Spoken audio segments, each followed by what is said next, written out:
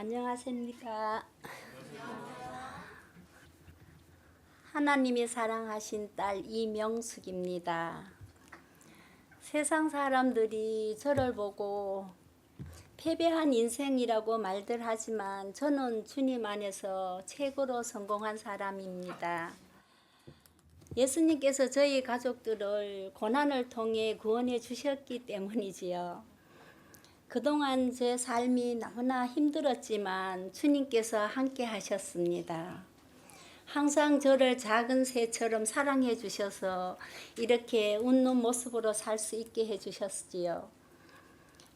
저는 그야말로 죄인 중에 괴수였습니다. 하루에도 수십 번씩 억장이 무너지는 저의 삶이었지요. 그러나 하나님께 받은 사랑과 은혜로 감사를 드리게 되었습니다.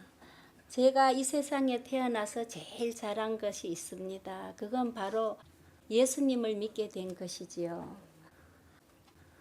1983년 경북 김천에서 남양주시 별내동으로 이사를 올 때 저는 일남 이녀를 둔 엄마였습니다. 아이들 삼육 교육을 시키기 위해 재림교인이 되었습니다.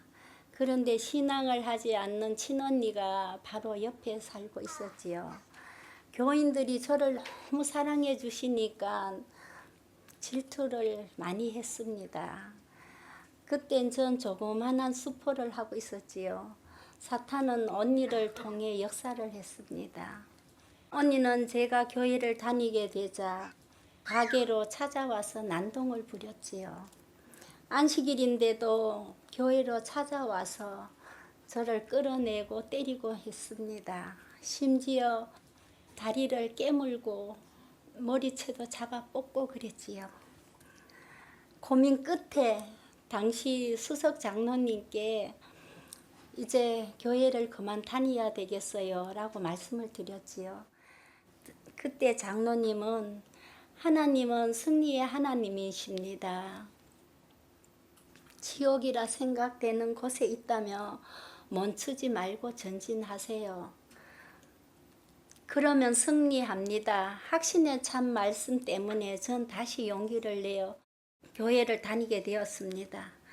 1992년 어느 가을에 큰딸 아이가 감기로 인해 열이 많이 나서 위생병원에 입원을 하게 되었습니다. 딸을 돌보고 있는 도중 나는 갑자기 쓰러져서 중환자실로 옮겨졌지요.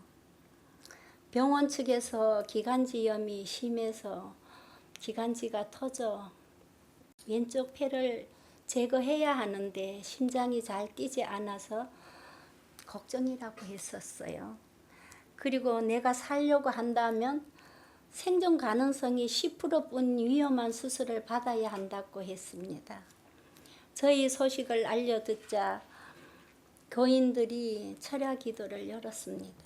수술하면 죽는다고 저희 남편에게 저희 언니가 용하다는 점쟁이를 찾아다녔지요. 그런데 저희 남편은 하나님 믿고 수술 동의서에다 사인을 했다고 했습니다. 나는 죽으면 죽으리라 라는 에스더의 마음으로 하나님을 굳게 믿고 폐절제 수술을 했습니다. 그런데 놀라운 일이 일어났지요. 병상에서 몸을 추스리고 있을 때 담당 의사가 들어와서 하는 말, 당신은 말이야 내가 살린 것이 아니야 하나님이 살린 거야. 담당 의사는 하나님 믿는 사람이 아니었습니다. 그러기에 그분의 말은 나의 내리의 전율처럼 다가왔습니다. 의사도 예상치 못한 세미한 흐름에 놀랐다고 합니다. 명수가 너를 창조하신 여호와께 이제 말씀하시느니라. 명수가 너를 조성하신 자 이제 말씀하시느니라. 너는 두려워 말라. 내가 너를 구속하였고 너를 지명하여 불렀나니 너는 내 것이라. 내가 물 가운데로 지날 때에 내가 함께 할 것이라. 강을 건너 때에 물을 너를 침몰치 못할 것이며 이사야 43장 1절 2절 약속의 말씀대로 나와 함께 하시는 하나님이 친히 수술해 주신 기적을 체험했답니다. 그 일이 있고 난 후 잠시 꿈 같은 몇 년이 흘렀지요. 그러는 동안에 아이들은 착하고 예쁘게 잘 자라주었습니다. 뛰어노는 아이들을 바라보는 것이 저희 유일한 희망이었습니다. 그런데 이게 무슨 조화일까요? 내가 당한 고통보다 더 가혹한 시련이 올 줄 몰랐지요. 2002년도 둘째 딸은 27살에 회사를 다니고 있었습니다. 그런데 시름시름 앓기 시작했지요. 병원에서는 폐암이라는 판정이 났습니다. 정말로 하늘이 무너지는 것 같았지요. 새도 죽기 전에는 그 울음소리가 슬프게 들린다는데 자기가 죽을 날이 얼마 남지 않았다는 걸 알고 있었습니다. 어느 날 슬픈 목소리로 자신의 몸을 일으켜 달라고 했었어요. 딸아이는 조용히 무릎을 꿇고 앉더니 예수님, 제가 다 잘못했어요. 용서해 주세요.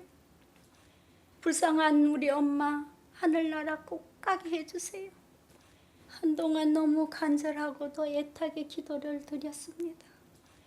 딸은 잠에서 깨어날 때마다 수없이 회개 기도를 되풀이했지요. 그때 담당 의사가 하는 말, 정수가 너는 무엇을 그렇게 잘못했냐? 라고 물으니 모든 게 다 잘못했어요. 그 말만 반복하더니 저는 가슴이 미어지는 줄 알았습니다. 그 후로 간절하게 회개 기도를 열심히 하더니 엄마, 내가 이겼어. 승리했어. 그 말을 마치고 밝은 표정으로 주님 품에 편히 잠들고 말았습니다.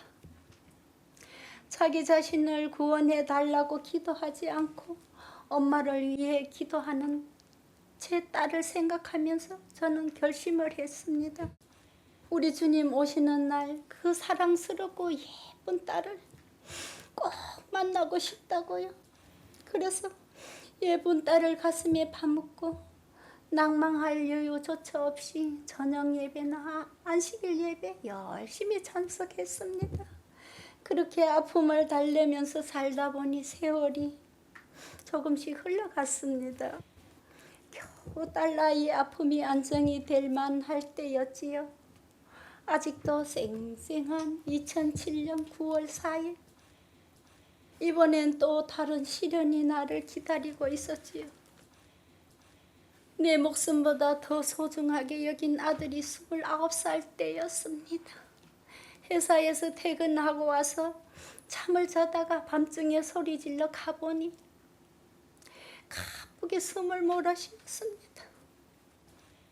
119가 와서 병원으로 이송 중에 심장이 멎었지요. 나는 구급차 안에서 간절히 기도를 했습니다.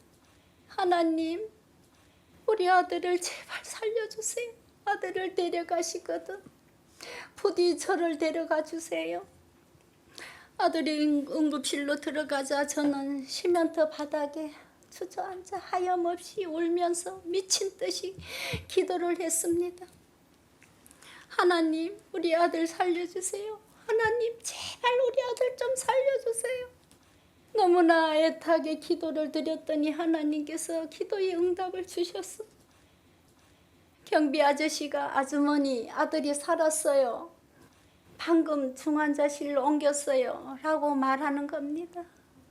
그 말을 듣고 난 후 저는 앞이 캄캄하기 시작했습니다. 하나님, 자리에서 벌떡 일어나지 않고 중환자실이라니요. 하나님, 저에게 너무 가혹하십니다. 끝없는 원망 섞인 기도로 울부짖었습니다. 오늘 일어날까 내일 일어날까 하고요. 의사 선생님이 하는 말, 병원 오는 시간 20분, 심폐소생 40분, 1시간 만에 깨어난 것이 기적이라고 합니다.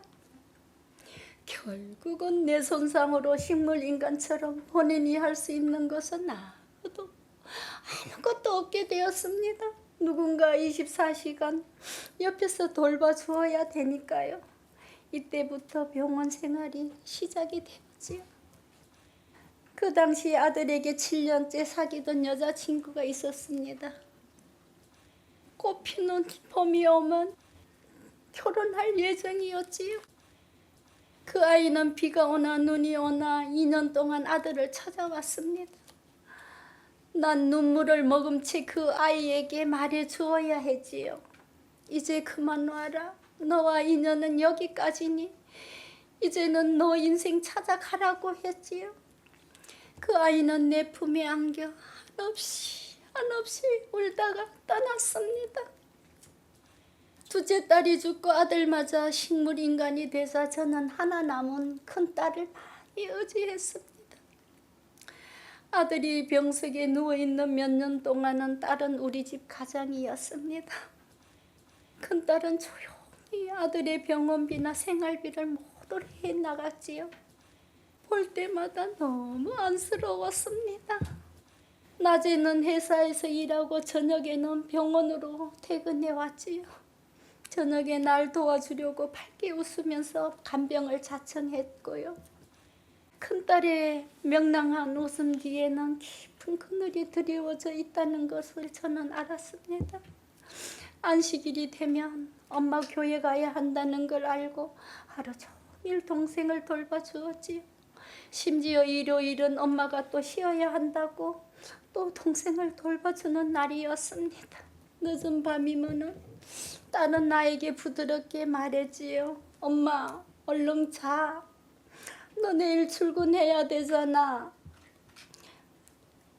너나 빨리 자라고 하면 한결같이 엄마만 챙겼는데 저는 우리 딸이 얼마나 힘들게 사는 것도 모르고 바보같이 살아왔습니다. 당시 큰딸은 결혼 정년기가 지났습니다. 갈수록 우리의 생활은 점점 어려워졌지요. 큰딸은 생활비와 동생 병원비 모든 것을 책임져야 했습니다. 큰딸이 하는 말, 동생을 함께 책임질 사람을 만날 거라고 늘 말했지요. 그러던 어느 날 좋은 일이 생겼습니다. 큰딸 같은 회사의 직원 영업부장이 동생을 전적으로 책임진다는 전제로 당당히 인사를 하러 왔습니다. 얼마나 기뻤는지요. 결혼 예식장도 예약하고 신혼집도 구했습니다. 심성이 곱고 차분한 큰딸은 자신이 알뜰살뜰 모은 돈으로 살림살이를 모두 장만했지요. 정말 대견스러웠습니다. 마냥 행복할 것만 같은 시간은 왜 그래 짧기만 하나요? 결혼식 2달 앞두고 소화가 안 된다고 동네 병원에 약타러 갔는데 가슴이 철렁 내려앉는 소리를 들었습니다.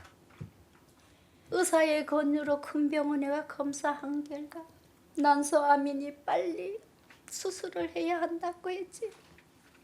하나님, 우리 딸 수술 잘 나게 해주시고 회복시켜 주실 걸 믿는다고 기도하면서 희망을 걸었습니다.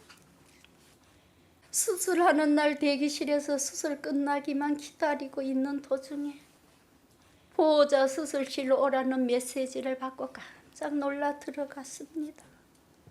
위로 복막으로 온장기에 다 전이래요. 그냥 봉합을 한다는 소리였습니다. 앞이 캄캄했습니다. 땅이 꺼지고 하늘이 무너지는 그 마음 어찌할 바를 몰랐습니다. 하나님, 어떻게 하나요? 하나님, 어찌 이럴 수가 있습니까? 수술실 앞에서 그냥 주저앉아 일어나지도 못한 채 통곡을 하고 울어봐도 무슨 소용이 있습니까? 이제 살아갈 힘조차 잃어버린 것 같았지요. 하나님, 저를 용서하셨다면서요. 하나님, 저를 사랑하신다면서요. 어떻게 이럴 수가 있습니까? 딸을 살려주시고 저를 대신 데려가 주세요. 정말 할 수만 있다면 딸 대신 죽고 싶었습니다. 참 세상이 마음대로 안 된다 하지만 어떻게 이럴 수가 있단 말입니까? 의사가 불러서 나가니 복도 목둥이에서 하는 소리, 나에게는 사형 선고처럼 들렸습니다. 앞으로 3개월밖에 살지 못하니 마음 준비하세요. 차마 큰딸에게는 말을 하지 못하고 안타까운 시간들이었습니다. 딸은 수술이 잘 된 줄 알고 미래의 아기자기난 희망찬 꿈을 꾸고 있었습니다. 결혼하지 못하게 말렸지만 두 사람은 예정대로 2012년 3월 1일 결혼식을 올렸습니다. 신혼여행은 취소하고 몸이 회복되면 간다며 에덴 요양병원으로 입원을 했습니다. 큰딸은 병원에서 펑펑 울기 시작했지요. 엄마, 어떻게 이럴 수가 있어? 그래도 자식 중에 하나라도 남겨줘야 되잖아. 우리 엄마 어떻게 하라고? 본인도 생각해보니 너무너무 기가 막혔나 봐요. 그날 밤은 눈물 콧물로 범벅이 된 날이었지요. 큰딸은 투병 중에서도 오직 엄마만 생각했습니다. 사랑하는 딸 정혜야, 엄마가 먼저 가면 너 혼자 세상에 남아 구원을 못 받을까 봐 하나님께서 우리 예쁜 딸을 너무너무 사랑하나 봐. 그렇구나 하고 고개를 끄덕이었습니다.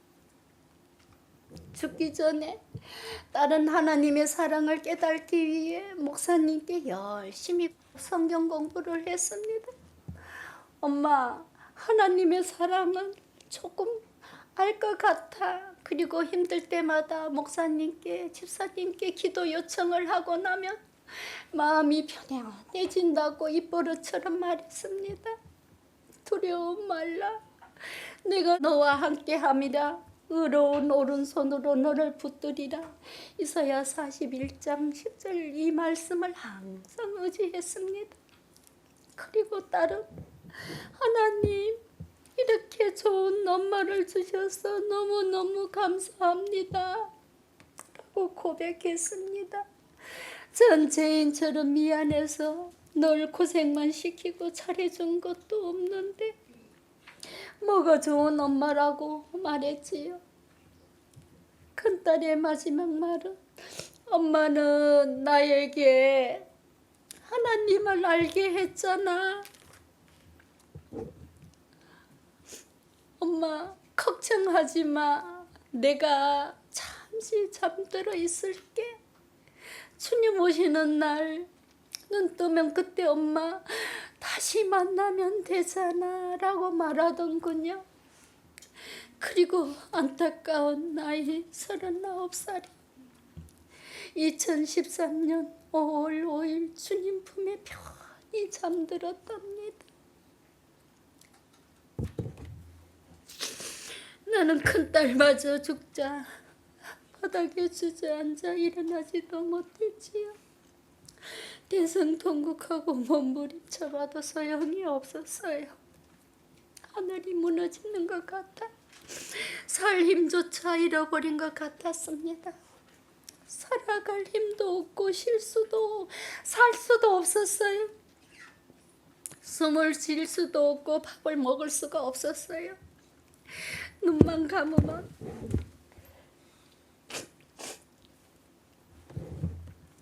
눈만 감으면 악몽에 시달려 비명을 질렀습니다. 그 바람에 2번이나 쓰러져서 응급실로 실려갔습니다. 병원에서 여러 검사 결과 나까지 위험촉이라고 말했지요. 정말 아들만 없다면 죽었으면 좋겠다는 생각이 들었습니다. 하루하루 살아갈 자신도 없고 쉬고 싶어도 쉴 수가 없는 삶이 되었습니다. 세상은 죽고 싶다고 죽는 거가 아니더라고요. 눈물을 삼키며 실수를 하고 난 후 퇴원을 했습니다. 아들을 잠시 병원에다 맡겼으니 아들 있는 병원으로 와서 아들을 간병을 해야 했으니까요.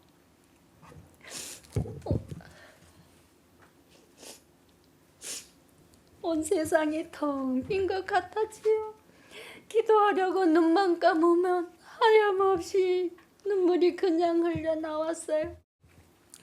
끝도 시작도 없이 흐르는 내 눈물 우리 예수님께서는 알고 계실 거라 생각합니다. 마음의 고통을 다스리지 못해 1년 후 위암이 또 재발이 되었어요. 목사님과 집사님들이 힘을 내야 한다, 살아야 한다고 기도해 주셨습니다. 그리고 저를 여수 요양병원으로 데려다 주셨지요. 그 모질고 고통스럽던 시련들, 죽을 만큼 힘들었던 세월들, 자식들을 위해 참고 견디고 살아왔건만 이제 모두가 헛되고 헛되다는 내 인생이 너무나 비참하고 견딜 수가 없었어요. 마치 난 고난과 고독의 수지가 같았습니다. 그렇게 방황할 때 하나님이 음성이 들렸습니다. 내 사랑하는 딸아, 어떻게 방황할 때가 아니다. 이런 생각은 다 사탄의 농간이란다. 정신 차려라. 내가 너를 얼마나 사랑하는지 너는 아느냐.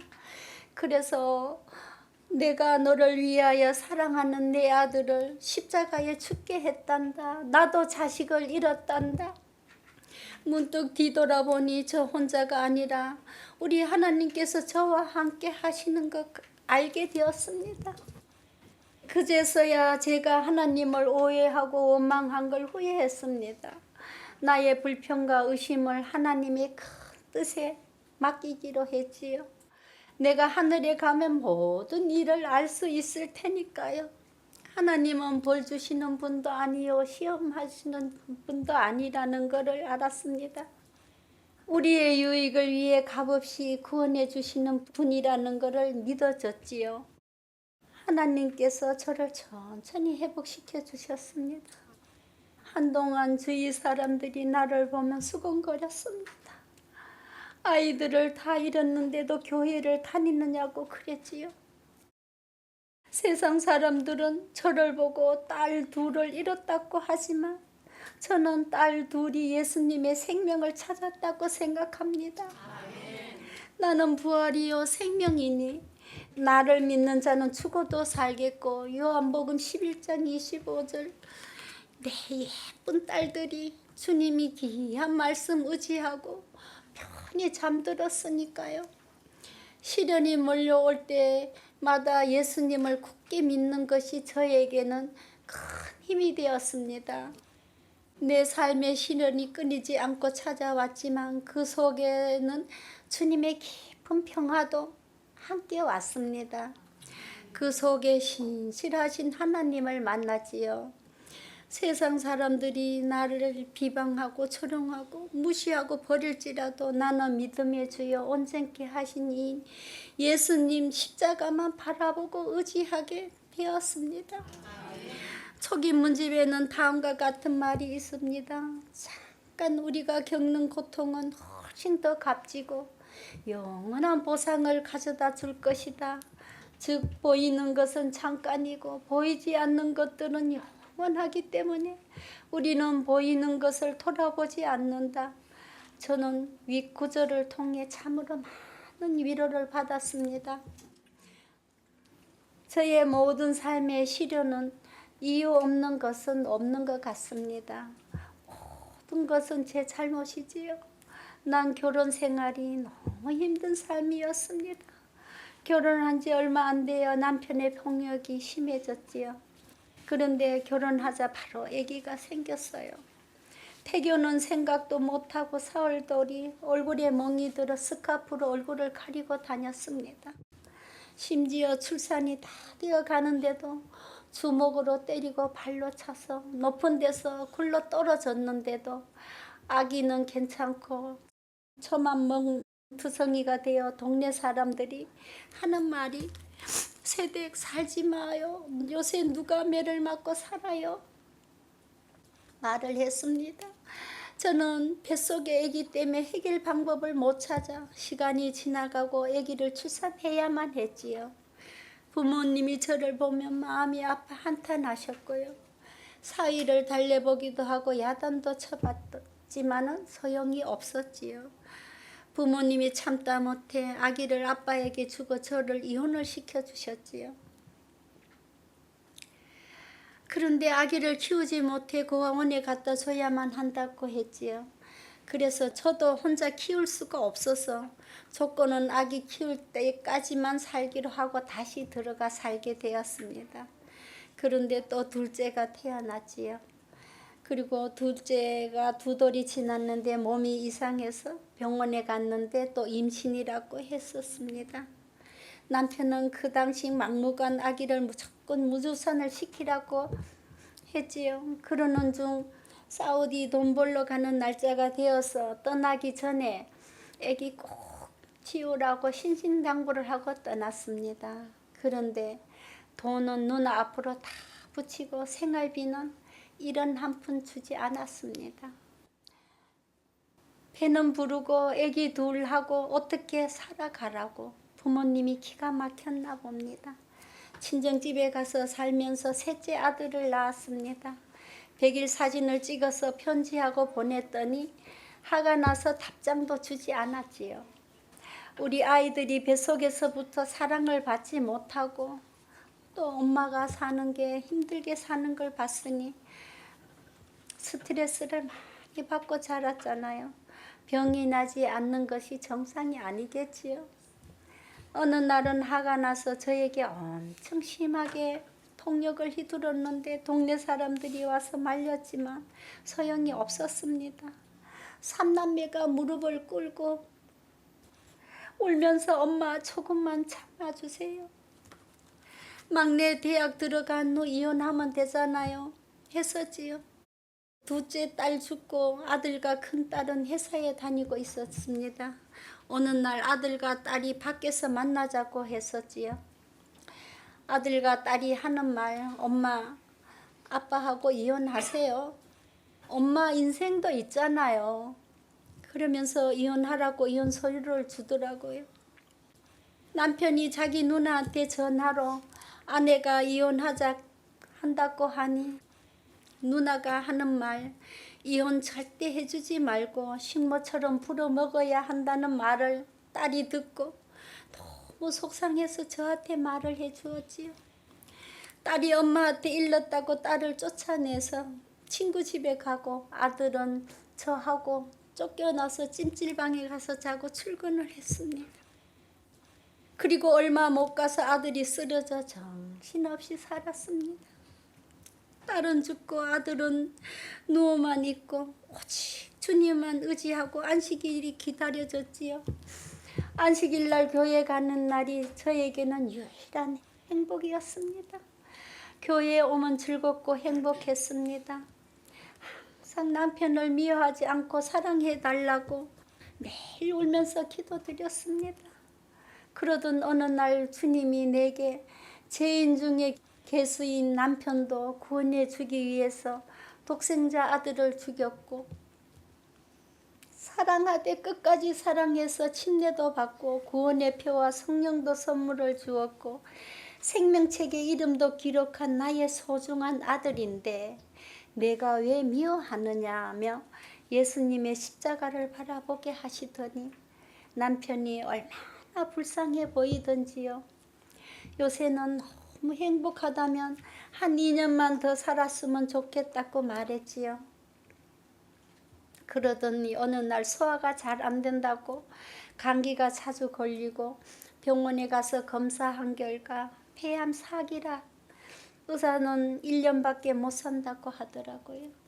남편에게 진정한 회개의 영이 임하셔서 하나님 없는 고아로 살아온 삶이 얼마나 가족을 괴롭히고 힘들게 했는지 진심으로 회개하게 하신 하나님이 2021년 11월 7일 주님 품에 잠들게 하셨답니다.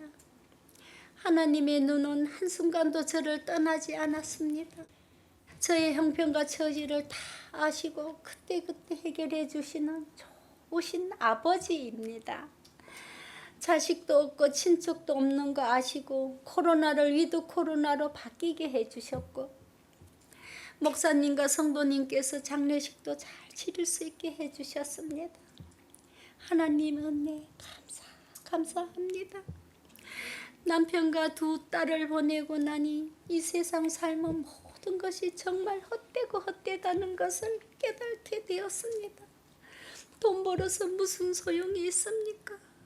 나는 무엇을 위해 살아왔는가? 빈손으로 왔다가 빈손으로 가는 삶인데 남은 인생을 어떻게 살아야 하나님 뜻대로 살 수 있을까? 하나님께 간절히 기도드리고 있습니다. 죄인 중에 괴수인 날 구원하시려 독생자 아들을 죽이시면서까지 구원해 주신 아버지 하나님의 사랑이 수많은 저의 죄의 결과로 받은 고난 중에서도 눈동자같이 지키시며 보호하시고 인도해 주신 무궁한 하나님의 사랑을 깨달아 얼마나 울었는지요.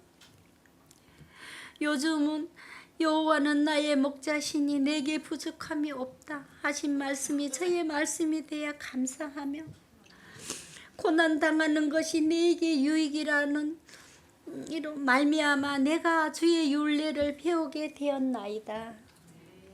모든 일이 주 뜻대로 이루어짐을 100% 믿게 하시고 항시범을 순전케 하시고 임마누엘 하나님을 매 순간 보고 만지는 행복을 누리게 하신 하나님께 감사합니다. 이제부터는 하나님께 받은 사랑과 주 십자가의 은혜를 나누고 성령의 역사로 복음을 전하면서 살고 싶습니다. 내가 행복하게 사는 것이 하나님께 영광이요 기쁨이기에 최고의 행복인 예수, 오직 예수, 오직 복음으로 살도록 기도해 주시겠습니까?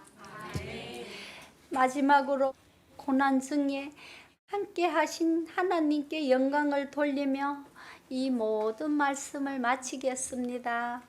감사합니다.